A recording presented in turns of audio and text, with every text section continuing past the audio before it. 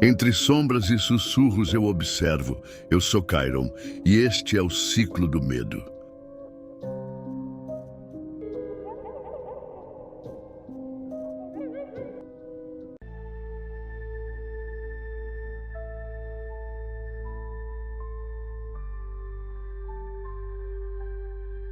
Seja bem-vindo a mais um vídeo do Ciclo do Medo, onde cada história é mais sombria do que a última e cada mistério leva você mais fundo nas trevas. Prepare-se para entrar em um mundo onde há linha entre a vida e a morte.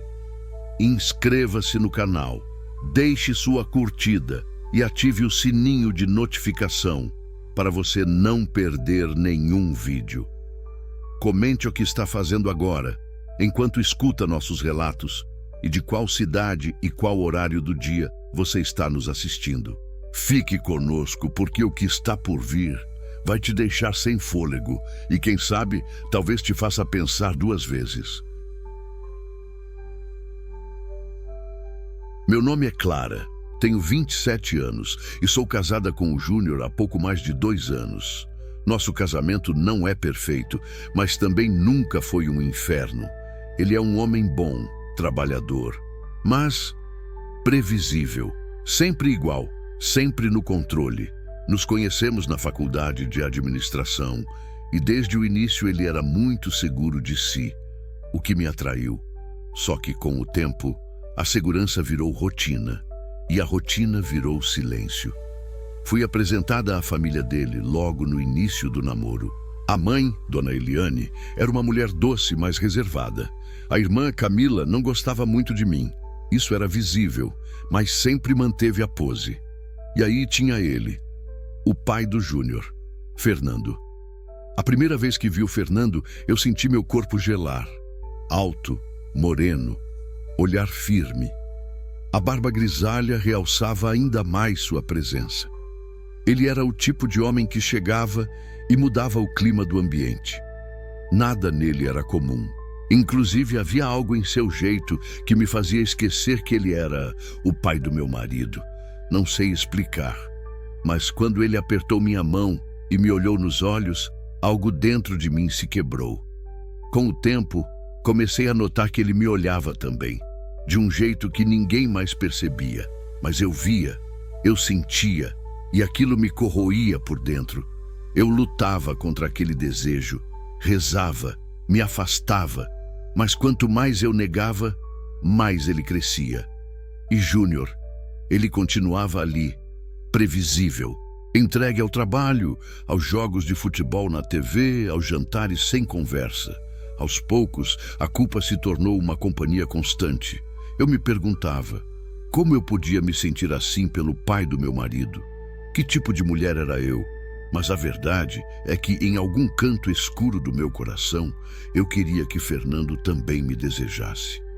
E foi aí que tudo começou a mudar. Não sei exatamente quando meu desejo virou obsessão.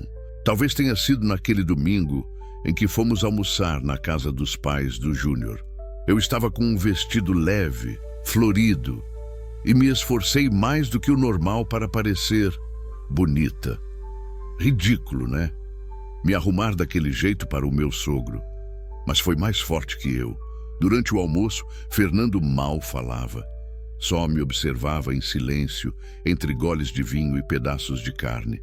Eu evitava seu olhar, mas toda vez que levantava os olhos, ele já estava olhando. Aquilo queimava.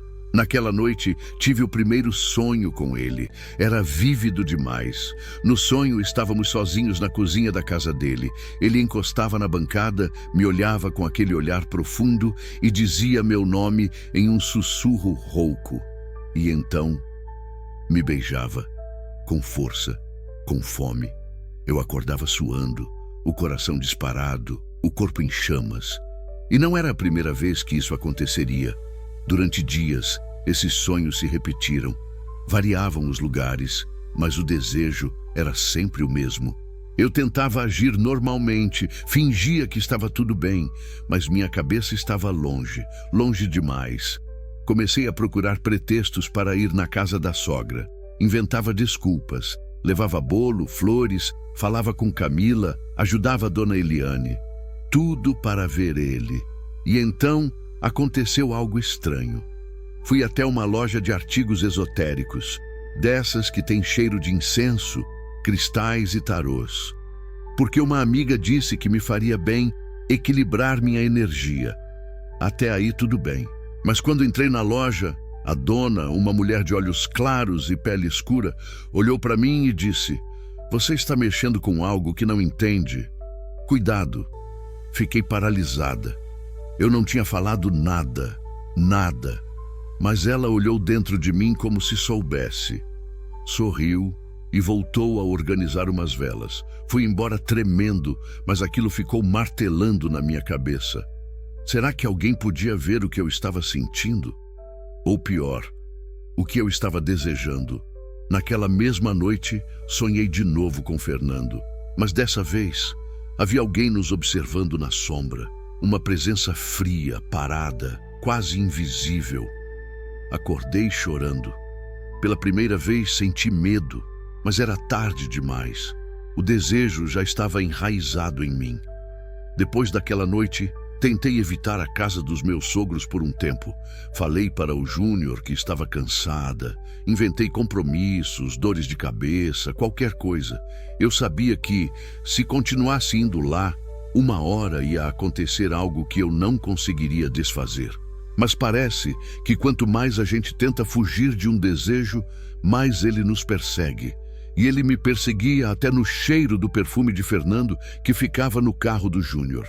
Perseguia na lembrança dos olhos dele, me despindo em silêncio. E mais que isso, começou a me invadir nos momentos mais impróprios, no banho, no trabalho, até mesmo quando estava com meu marido. Eu comecei a me sentir podre por dentro. Júnior percebeu que eu estava distante, tentou conversar, perguntou se era algo com ele. E eu menti, disse que era só estresse, falta de ânimo, TPM. Inventei tudo menos a verdade. Mas a verdade é que eu estava sendo engolida por um sentimento doente. E por mais errado que fosse, eu queria mais. Voltei à loja esotérica. Eu precisava entender o que estava acontecendo comigo. Precisava tirar aquele desejo de mim ou, talvez, só entender como domá-lo. A dona da loja se chamava Dandara. Ela me olhou como se já soubesse que eu voltaria. E dessa vez falou com mais clareza. Você acha que deseja esse homem, mas tem algo mais. Alguém plantou essa obsessão em você. Eu posso sentir. Como assim? Perguntei, fingindo confusão, mas meu corpo inteiro tremeu. Tem magia nisso, feitiço, e tem dor vindo, menina. Você ainda vai pagar caro. Fui embora rindo, tentando ignorar. Mas lá no fundo, eu sabia que algo estava mesmo errado. Tudo estava rápido demais, profundo demais. E então aconteceu. Era aniversário da dona Eliane. Todos estavam lá. Camila, a família do lado dela, amigos antigos e Fernando, claro. Ele estava com uma camisa azul escura, o cabelo mais arrumado do que o normal e um cheiro amadeirado que me fez perder o equilíbrio por um segundo. Tentei não me aproximar, mas durante a noite ficamos sozinhos por alguns instantes na cozinha. E foi aí ele falou: "Você está me evitando, Clara?" Meu coração parou. Eu não respondi. Ele continuou: "Isso que está acontecendo, eu sinto também." Aquilo foi como um tiro. Meu sogro, o pai do meu marido, estava confirmando o que eu já sabia, mas tinha medo de aceitar. Ele também me desejava, mas eu não sabia que ao atravessar aquela linha eu não teria mais volta. Foi naquela noite que tudo, absolutamente tudo, começou a desmoronar. Depois daquela noite, não consegui mais dormir direito. A voz do Fernando ecoava na minha cabeça como um feitiço. Isso que está acontecendo, eu sinto também. Eu repetia essa frase como quem repete uma oração, e no fundo era mesmo uma espécie de reza. Uma reza para justificar o imperdoável. Porque agora não era só eu, ele também sentia, não havia mais como negar. O que eu alimentava em silêncio não era ilusão, era real. A partir dali, tudo ficou mais perigoso. Qualquer encontro rápido, qualquer troca de olhar se tornava um jogo. Um fio esticado entre a culpa e a vontade de me perder. Júnior não fazia ideia. Continuava alheio, carinhoso às vezes, mas cada vez mais distante emocionalmente. Dormíamos juntos, mas não nos tocávamos mais como antes. Não por ele, por mim. Meu corpo parecia rejeitá-lo. Meu pensamento estava em outro homem, no pai dele. O pior de tudo é que eu comecei a gostar dessa tensão. Comecei a usar batons mais chamativos quando sabia que veria Fernando. Blusas mais justas, um perfume diferente. Era como se meu corpo estivesse enviando mensagens sem que eu controlasse. E ele respondia. Até que numa tarde chuvosa, fui levar um documento na empresa onde Fernando trabalhava.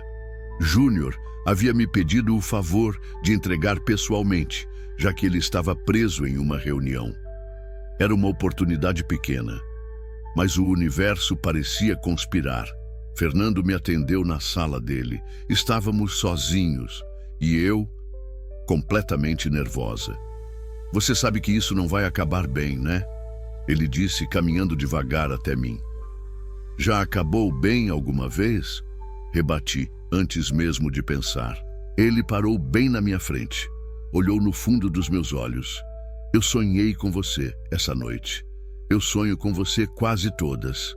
Houve um silêncio, denso, erótico, mortal. E então, ele tocou meu rosto. Foi só um toque, rápido, um deslizar de dedos, mas o suficiente para acender algo que jamais conseguiríamos apagar depois. Foi nesse dia que comecei a mudar de verdade. Acordava mais disposta, mais vaidosa, mais viva, mas também mais escura. Era como se uma sombra estivesse crescendo dentro de mim, ocupando espaço que antes era medo ou culpa. Voltei a ver Dandara, a mulher da loja, e pela primeira vez pedi algo que até hoje me arrependo. Tem alguma coisa que me faça ele me querer mais, me desejar de verdade? Ela me olhou, séria, e disse, tem. Mas quando se começa algo assim, o preço sempre chega. E às vezes, ele vem cobrando tudo. Eu devia ter parado ali. Devia ter voltado para casa, para minha vida, para o meu marido. Mas ao invés disso, aceitei. Dandara me deu um pequeno frasco com um líquido espesso e escuro. Isso aqui vai abrir o desejo que já existe. Mas cuidado, amor forçado é prisão. Desejo alimentado demais vira loucura. Eu sorri. Achei tudo exagero. Achei que estava no controle. Eu nunca estive. Não dormi naquela noite. O frasco que Dandara me deu ficou debaixo do meu travesseiro como um segredo vivo pulsando. Era pequeno, com uma tampa de cortiça e um cheiro doce e quente, como algo fermentado com tempo e pecado. Ela me instruiu com clareza. Coloque 2 gotas na bebida dele. Apenas 2.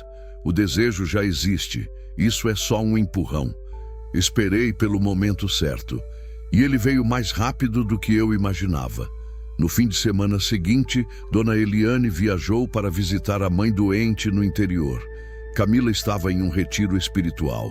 Júnior e eu fomos jantar na casa do pai dele. O pretexto era fazer companhia, já que ele estaria sozinho. Eu sabia o que estava fazendo. Cada passo. Preparei o jantar com Júnior, rimos, bebemos vinho, mas no meio da noite ele começou a passar mal. Nada grave, só uma indisposição repentina. Disse que ia deitar um pouco no quarto de infância dele.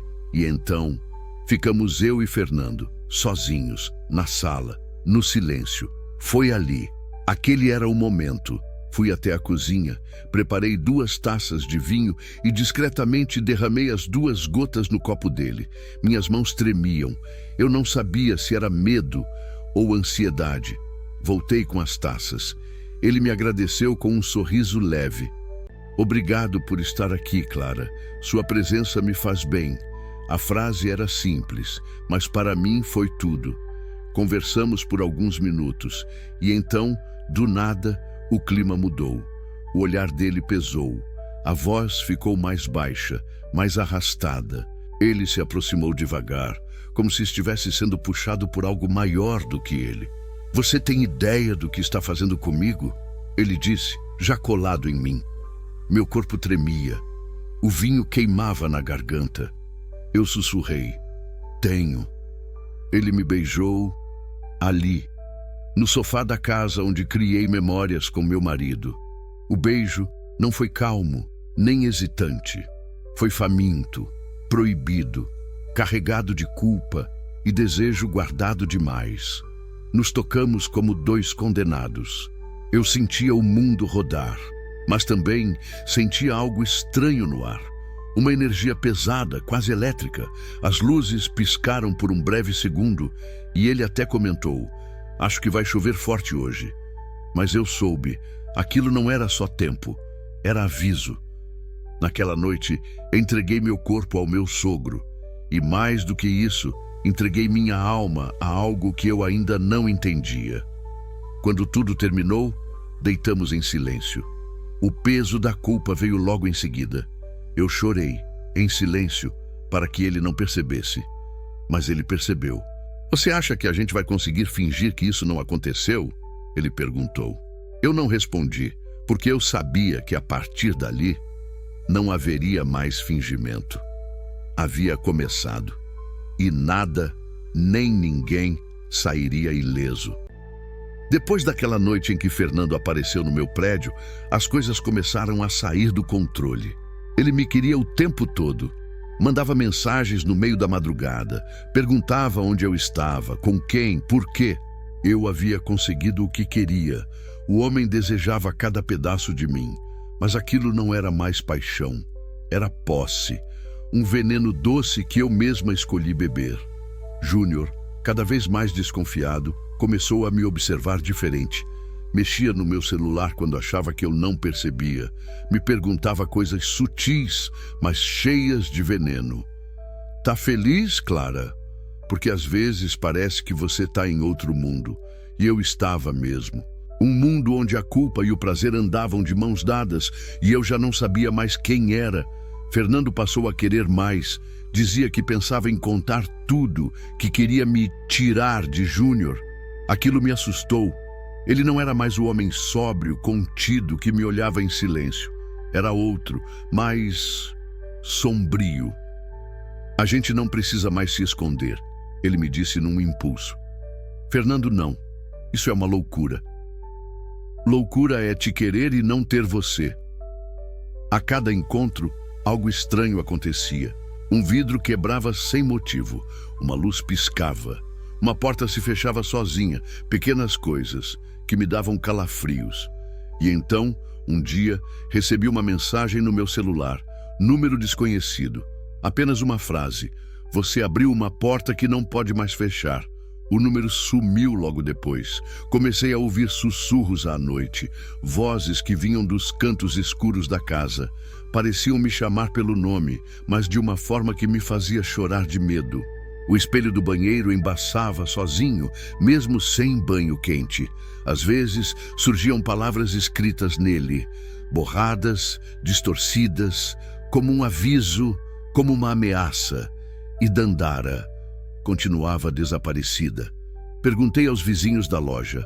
Um homem me disse que ela nunca mais foi vista desde o mês passado. Outros disseram que aquela loja nunca existiu, que ali sempre foi uma loja de roupas antigas. Minha cabeça girou. O que eu fiz? Com o que eu mexi? Mas era tarde. No dia seguinte, Dona Eliane me chamou para conversar. Você tem andado diferente, Clara. Fria. Tem algo errado com você. Olhei nos olhos dela e pela primeira vez vi medo. Como se ela enxergasse algo em mim que eu mesma fingia não ver. Ela apertou minha mão e disse algo que me gelou. Eu já vi isso antes. Quando era jovem, a mesma sombra, o mesmo brilho estranho nos olhos. Isso que você está fazendo, isso tem um preço. Eu queria negar tudo, dizer que ela estava errada. Mas quando me vi no espelho naquela noite, eu não me reconheci.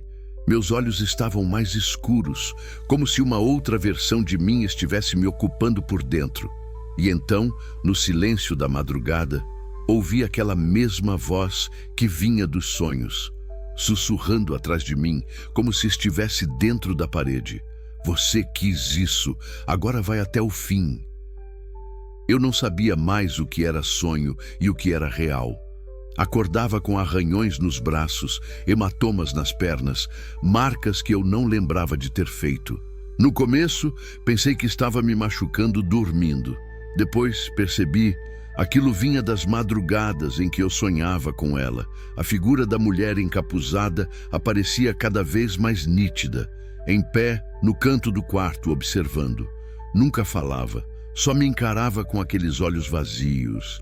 E eu acordava com o peito apertado, o ar pesado, o corpo suado, como se tivesse corrido quilômetros fugindo de alguma coisa.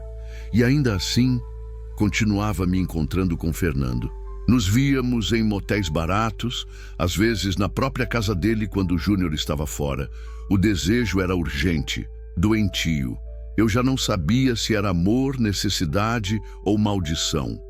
Comecei a ter nojo de mim mesma, mas não conseguia parar. Algo me prendia ali. Fernando estava estranho, obsessivo, ciumento. Começou a dizer que eu era dele, que se eu me afastasse, faria algo que eu me arrependeria. Eu ri daquilo no começo. Depois, parei de rir. No fundo, eu também estava ficando igual, louca. Em casa, Júnior passou a dormir no sofá. Disse que eu estava fria, que sentia medo ao meu lado, que não reconhecia mais a mulher com quem se casou. Você não me toca mais, Clara. Você quer que eu finja? Respondi, ríspida. Ele me olhou com os olhos cheios de água e disse, não, quero que você volte, porque a mulher que você é agora me dá calafrios. Aquelas palavras me feriram mais do que eu imaginava. E então, uma noite, tudo ficou ainda mais estranho. Fui até a casa de Fernando. Ele me ligou, desesperado, dizendo que precisava me ver, que algo ruim estava acontecendo. Quando cheguei lá, a casa estava com um cheiro estranho, como carne queimada misturada com rosas. E ele estava sentado no chão da sala, nu da cintura para cima, tremendo. Tem algo aqui comigo. Desde que a gente ficou, eu ouço coisas, vejo coisas. Você também vê, não vê? Ele disse com os olhos arregalados. E naquele momento eu percebi. Ele também estava sendo perseguido. Era como se a entidade que me seguia agora tivesse encontrado nele uma porta aberta. O toque, o feitiço, o desejo forçado. Aquilo se espalhava feito veneno em tudo que tocava. Eu tentei fugir dali, mas ele me segurou pelos braços com força. Você fez isso, Clara. O que você me deu naquela noite? O que você me deu? Eu gritei. Me desvencilhei. Saí correndo como uma criança fugindo de um pesadelo. Naquela mesma noite, recebi outra mensagem anônima. Toda oferenda tem um dono. E o dono veio cobrar. O som da casa estalava como se estivesse viva. Quadros caíam da parede. O relógio parou às 3h33, a hora que os sussurros sempre vinham. E então eu entendi. A punição não era só para mim, era para todos que estavam no caminho. Eu abri uma porta e agora estava presa do lado de dentro. Os dias seguintes foram um borrão. Evitei Fernando, apaguei mensagens, tentei bloquear o número, mas ele aparecia. No estacionamento do meu prédio, no mercado, na rua em frente ao meu trabalho. O olhar dele estava diferente, era ele, e ao mesmo tempo não era mais. Ele estava possuído por alguma coisa, por mim, pela obsessão, pela mesma força que eu invoquei. Comecei a sentir cheiro de queimado em todos os lugares. Meu cabelo, minhas roupas, até minha pele. Tudo parecia carregado com esse odor podre. Levei roupas para lavar e a atendente da lavanderia comentou: "Tem algo estranho nesse tecido, dona. Parece que dormiu num terreiro fechado há 20 anos. Eu não respondi, porque já não havia explicação lógica para o que estava acontecendo. Júnior ficou mais calado, mais frio. Ele quase não olhava mais nos meus olhos. Estava se transformando numa sombra dentro da casa. Dormia pouco, comia menos ainda. Começou a perder peso. A pele dele ficou pálida, os olhos fundos. Clara, você me amaldiçoou? Ele perguntou num sussurro, numa madrugada em que acordei com ele sentado na beirada da cama. O quê? Como assim? Tentei fingir surpresa, mas a voz dele estava morta, como se já soubesse a resposta. Desde aquela noite, tudo piorou. Você mudou. Meu pai mudou. Eu sonho com uma mulher me arranhando o peito. Tem uma sombra dentro de mim. Às vezes eu acho que vou morrer dormindo. Eu tremi inteira. E foi ali que percebi. A entidade não estava apenas comigo. Ela estava com todos nós. Começou a atacar a vida de cada um que tocou essa história. Dona Eliane teve um princípio de AVC e foi internada. Camila sofreu um acidente de carro. Leve, mas o suficiente para ficar um mês afastada do trabalho. Fernando começou a ficar paranoico. Vivia trancado. Dizia que ouvia vozes, que sentia mãos o tocando enquanto dormia. E eu comecei a perder a sanidade. Uma noite acordei com sangue nos pés. Minha cama, minha perna, o chão, tudo manchado. Mas não havia corte, nada. Apenas sangue fresco. Olhei para o teto e escrito com letras tortas estava a frase: "Você foi avisada." Corri para o banheiro, tentei lavar tudo, mas o sangue não saía da unha, do colchão, do meu couro cabeludo. Comecei a ouvir a voz de Dandara nas paredes. Ela sussurrava: "Você pediu, você quis, agora assuma." Tentei voltar à loja. Fui até lá desesperada, mas ela estava queimada. O prédio estava carbonizado, interditado. Perguntei aos vizinhos. Ninguém sabia de nada. Um deles disse que ali há anos nunca funcionou nada fixo, que era um espaço carregado, que ninguém ficava muito tempo. Foi ali que eu caí de joelhos na calçada e chorei feito criança. Tudo que eu amava estava se desfazendo. Meu casamento, minha mente, minha paz, minha alma. Tudo corrompido pelo desejo de ter o que não era meu. E no meio daquele choro, no meio da rua, a mesma mulher do capuz preto cruzou a calçada. Ninguém pareceu vê-la, só eu. Ela parou na minha frente sem rosto, apenas uma boca, e sussurrou: "Você ainda vai perder o que te resta, e quando isso acontecer, você vai implorar pela dor." E seguiu. Eu gritei, chorei, mas nada parava. O mundo agora era uma sombra, e ela era minha dona. Eu achava que já tinha perdido muito, mas o que aconteceu naquela semana me mostrou que o fundo do poço tem porões, e cada degrau era cavado com as minhas próprias mãos. Júnior saiu de casa. Não houve briga, não houve escândalo, apenas um bilhete deixado em cima da mesa. "Você já não é mais a mulher que eu amava, e eu tenho medo do que está vivendo aí dentro. Eu não quero morrer." Simples, cruel e verdadeiro. Tentei ligar, mas ele bloqueou meu número. Tentei ir até o trabalho dele. Me barraram na portaria. E o mais absurdo, uma parte de mim sentiu alívio. Porque com ele longe, eu não precisava mais fingir. Pelo menos, não para mim mesma. Só que o buraco era muito mais fundo. No mesmo dia em que Júnior foi embora, recebi uma ligação de um número restrito. Atendi. Era Fernando. A voz dele estava irreconhecível, arrastada, fraca. "Clara, ela está aqui, agora, comigo, por favor." "Quem? O que está acontecendo, Fernando?" "A mulher do capuz. Ela me olha do espelho. Está dizendo que vai levar tudo, que vai levar minha filha, meu neto." "Ela vai me levar, Clara. Ela disse que foi você quem mandou." A ligação caiu. Fiquei congelada com o celular na mão.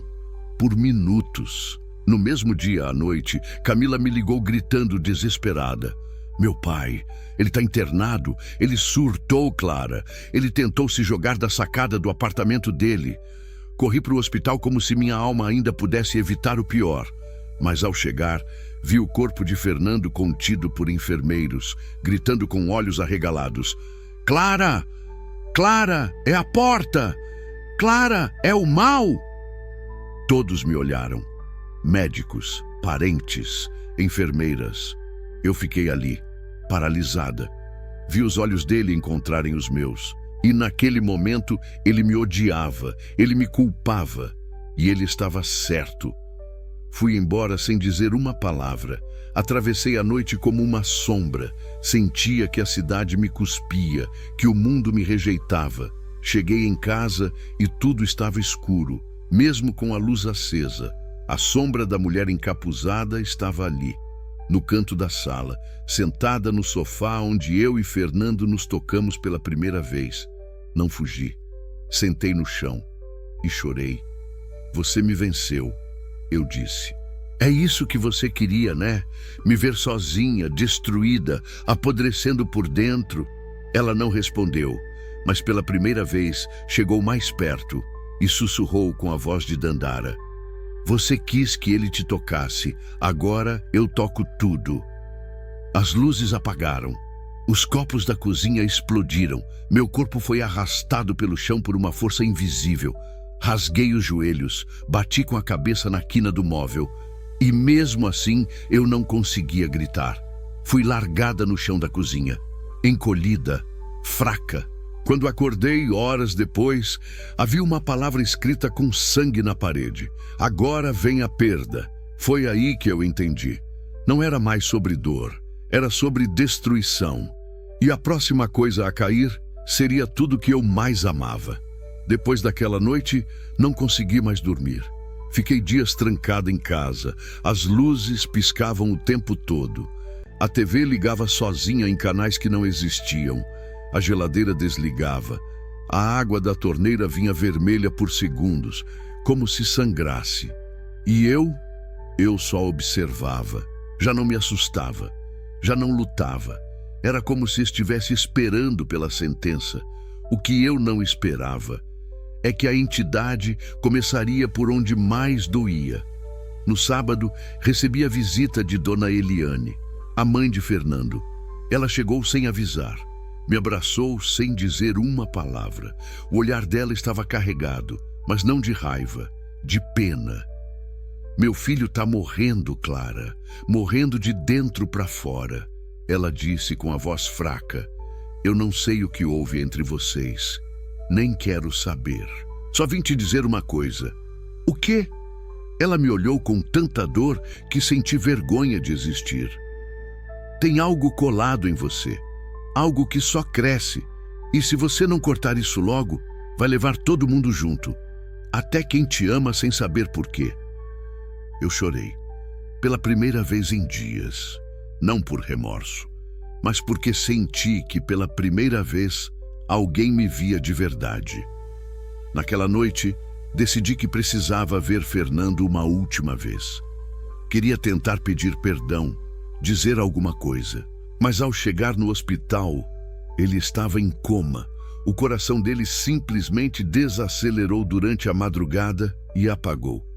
Não havia explicação médica, não havia lesão, nenhuma doença, nenhum motivo. Ele simplesmente parou. Camila me viu no corredor e veio na minha direção como um furacão. Você fez isso. Foi você, Clara. Meu pai não era assim. Você arruinou a vida de todo mundo. Você é podre. Eu não reagi. Ela me empurrou. Me arranhou o braço. As enfermeiras seguraram. Eu não gritei, porque tudo o que ela disse era verdade. Voltei para casa e me olhei no espelho. Havia algo dentro dos meus olhos. Não era só tristeza, era uma presença, como se aquela entidade tivesse se enraizado dentro de mim. E o mais cruel, eu a convidei. Na manhã seguinte, recebi uma mensagem do advogado da família. Fernando havia me deixado fora de qualquer testamento. E mais, Camila entrou com uma denúncia por assédio, manipulação e prática espiritual suspeita para fins sexuais. A polícia me chamou para depor. Minha vida desabava num ritmo que nem o tempo alcançava. As notícias começaram a circular. Nora se envolve com sogro e é acusada de feitiçaria. Homem entra em coma após caso extraconjugal com a esposa do filho. Fui afastada do trabalho. Minhas amigas se calaram. Meus vizinhos cochichavam. Meu nome era lama. Meu corpo, prisão. Minha alma, condenada.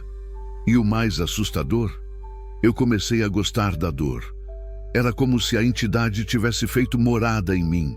E tudo que antes eu temia, agora, era familiar. Foi então que ouvi novamente, atrás de mim, no espelho do banheiro: a perda é o começo, a punição ainda está por vir.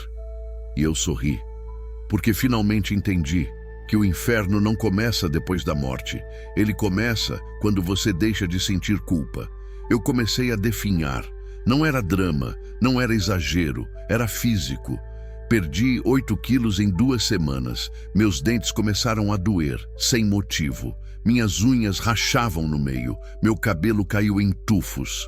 Eu já não era eu. Me tornei uma criatura acinzentada, com os olhos fundos e os ossos saltando por dentro da pele. Dormia pouco, comia quase nada.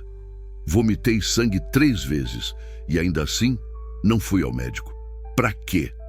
Eu sabia que aquilo não era doença.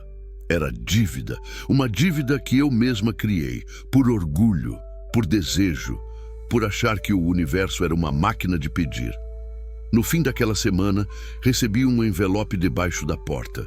Não tinha remetente. Só meu nome escrito em letras pretas, sem caligrafia. Abri com as mãos tremendo. Dentro havia uma foto. Era o ultrassom de um bebê. E uma data. Há 3 anos. Demorei 1 segundo. 2, até que reconheci. A imagem, o nome, a assinatura do médico. Era meu. Era o ultrassom da gravidez que eu interrompi. Gravidez do meu marido. Na época, inventei que havia sofrido um aborto espontâneo. Mas a verdade é que eu não queria trazer um filho com Júnior naquele momento. Eu tinha outros planos, outras vontades. E o filho era só um obstáculo. E agora alguém estava me lembrando disso. No verso da foto, com letras vermelhas, estava escrito: quem mata um, perde todos. Eu gritei. Rasguei a foto, mas não adiantou. Porque aquela memória voltou para dentro de mim com uma força que esmagava meus pulmões. A dor me dobrou no chão. Eu tremia, chorava, suplicava para Deus, para o diabo, para quem estivesse ouvindo. Mas ninguém ouvia mais. Eu estava sozinha e merecia. Naquela noite sonhei com ele. O bebê que nunca nasceu, um menininho de olhos escuros. Ele me olhava sem raiva, sem tristeza, só me olhava, como quem diz: você me apagou. Acordei com o útero contraído, sangrando. Fui ao banheiro arrastada. O vaso ficou vermelho. Eu desmaiei no chão gelado, nua, com o corpo fraco e a alma estilhaçada. Quando despertei, ouvi a risada. A risada da mulher do capuz. Ela estava sentada no canto do quarto, me olhando. E dessa vez ela falou com clareza: você queria amor, você teve possessão, você queria poder, você virou prisioneira, você queria destruir uma família. Agora sente o gosto de perder a sua. E sumiu. Não precisei de médico, nem de remédio. O que eu tinha não tinha cura. O que eu carregava agora era a certeza de que o pior ainda estava por vir. Na segunda-feira, acordei com notificações explodindo no meu celular. Mensagens, prints, ligações perdidas. Minha caixa de entrada estava tomada por links e manchetes. Minha foto, meu rosto, minha história, espalhada pela internet inteira. Mulher é acusada de usar feitiçaria para seduzir o sogro e destruir a própria família. Casal é devastado por forças ocultas após traição da nora. Esposa do filho teria feito pacto espiritual para roubar o sogro. Eu aparecia em vídeos, áudios vazados, imagens de câmera de segurança entrando na loja de Dandara. Meu rosto era compartilhado, zombado, amaldiçoado nos comentários. Meu trabalho me desligaram oficialmente por quebra de conduta moral. Meus vizinhos colaram cartazes com meu rosto no prédio escrito bruxa, adúltera, monstro. Minhas tias do interior mandaram mensagem perguntando se eu precisava de exorcismo. Minhas primas bloquearam meu número. Eu não podia mais sair de casa. Na rua, estranhos me olhavam com nojo. Fui de mulher comum à lenda urbana em questão de dias. Tentei me esconder, me apagar. Mas era tarde. O que eu havia feito tinha deixado de ser só um erro pessoal. Tinha virado um espetáculo, um escândalo público com meu nome. E o mais cruel, Fernando continuava em coma. E agora era tratado como vítima de uma influência demoníaca. Camila deu entrevista. Chorou. Disse que eu arruinei a vida do pai, que fui acolhida como filha e retribuí com feitiçaria. Júnior reapareceu pela primeira vez em semanas. Postou uma única mensagem nas redes sociais. A mulher que eu amava morreu no dia em que cruzou a linha da escuridão. Peço orações pela alma dela e pela nossa. Me bloqueou em seguida. Naquela noite, eu fui até o espelho do banheiro e me olhei por quase 1 hora. Eu não me reconhecia mais. Não era a Clara esposa, nem a Clara amante, nem a Clara mulher. Eu era a sobra do que desejei e o eco de tudo que destruí. Me cortei levemente com uma tesoura sem intenção real, talvez como um gesto desesperado de sentir alguma coisa. Mas não doeu, nem ardeu. Era como se meu corpo já não me pertencesse mais. O rosto da mulher do capuz surgiu atrás de mim, refletido no espelho. Pela primeira vez, vi seus olhos. Eram iguais aos meus. Ela sorriu e sussurrou: "Agora você é minha." Naquela noite, dormi pela primeira vez sem chorar, porque havia aceitado que não tinha mais nada a perder. Isso era o fim de toda esperança. Eu não saía mais do quarto. As janelas estavam fechadas com cobertores. As luzes viviam queimando. O relógio da parede parou às 3h33 e nunca mais voltou a andar. Toda noite era a mesma coisa. O som de passos descalços no corredor, risos infantis que vinham do teto e a maldita respiração, colada na minha nuca, mesmo quando eu estava sozinha. Não falava mais com ninguém, nem celular, nem e-mail, nem campainha.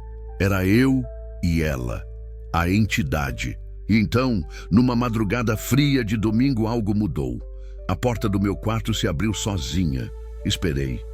O coração nem acelerou. Já tinha se acostumado com o horror. Mas quem entrou não foi a mulher do capuz. Foi meu pai. Sim, ele mesmo, Luiz. O homem que me criou com mãos calejadas, que me dava bênção antes de dormir, mesmo quando eu já era adulta. Ele entrou com os olhos marejados. Sentou-se no canto da cama, me olhou com carinho e tristeza e disse: "Eu sonhei com você, Clarinha. E acordei sabendo que algo te tomou. Minha filha, você ainda está aí dentro?" Minha garganta travou. Tentei responder, mas não consegui. Chorei. Só chorei. Ele pegou minha mão e sussurrou: "Você sabe que o que a gente planta, uma hora vem buscar a colheita, né? Mas ainda dá para se arrepender, ainda dá para pedir perdão, não pelo mundo, por você." Eu fechei os olhos. Senti o toque dele como um último fio de luz numa escuridão infinita. E aí, a entidade agiu.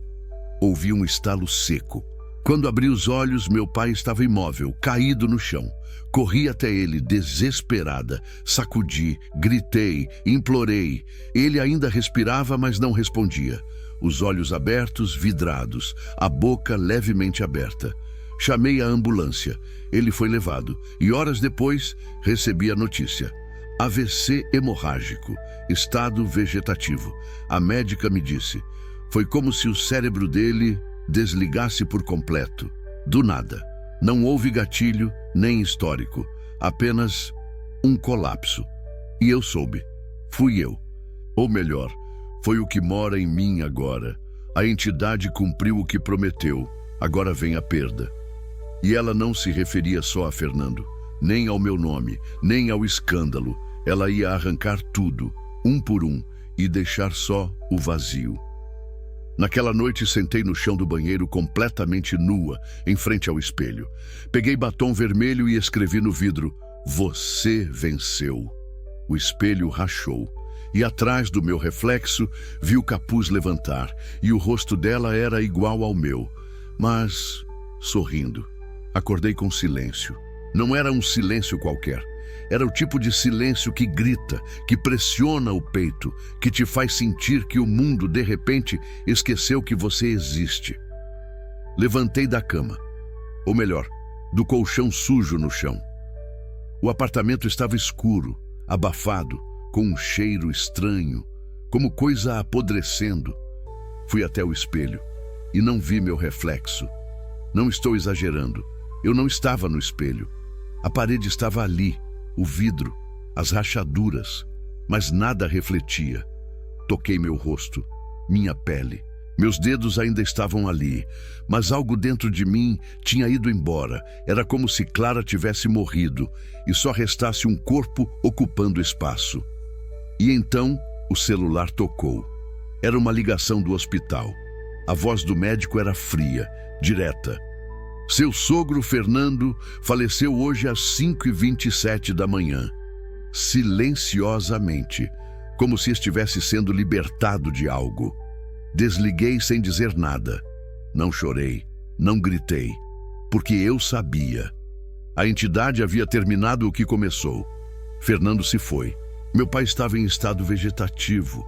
Meu marido me odiava. Camila queria minha prisão. E eu era só o recipiente. A mulher do capuz apareceu à noite. Dessa vez, sentou na beira da cama e me falou olhando nos olhos. Você quis o que não era seu.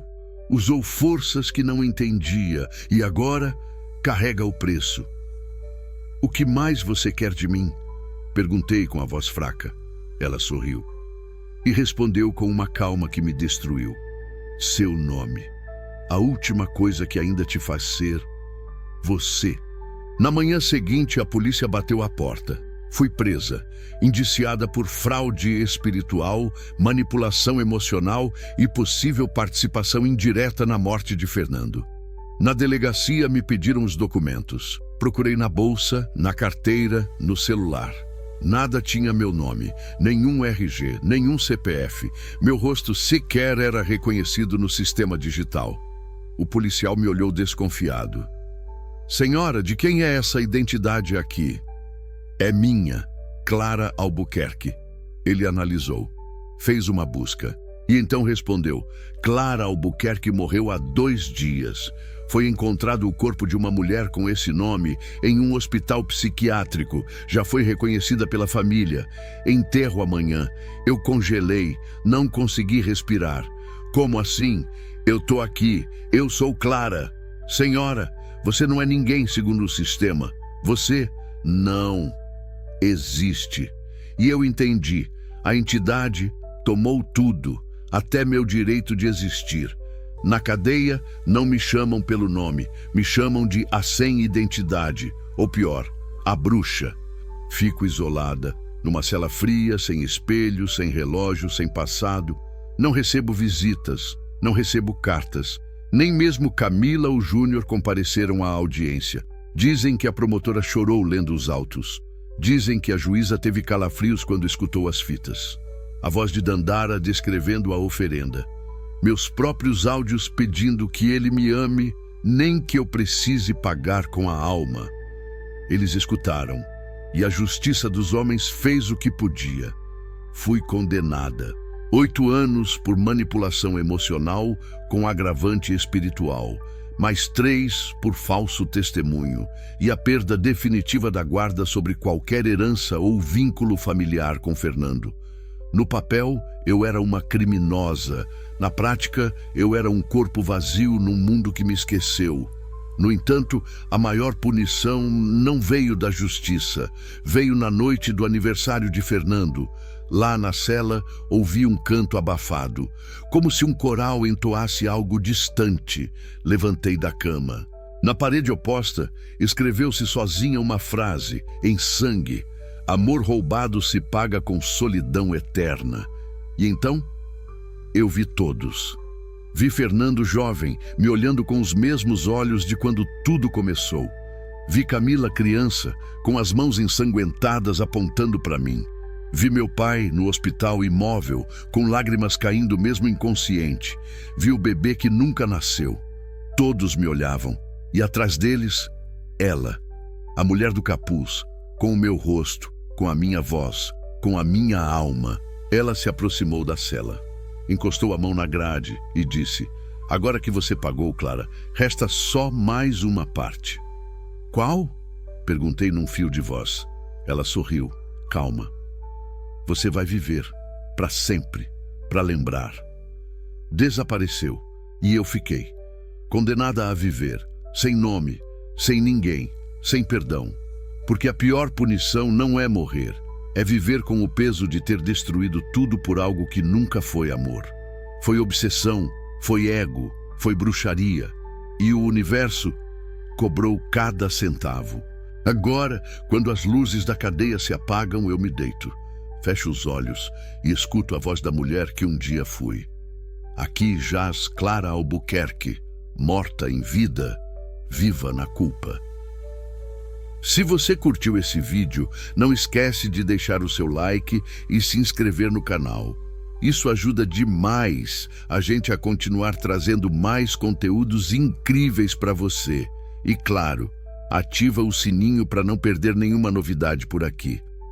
Na sua tela estão aparecendo outros vídeos com histórias que vão te prender do começo ao fim. Escolhe um deles e continua maratonando com a gente. Muito obrigado por assistir e até o próximo vídeo.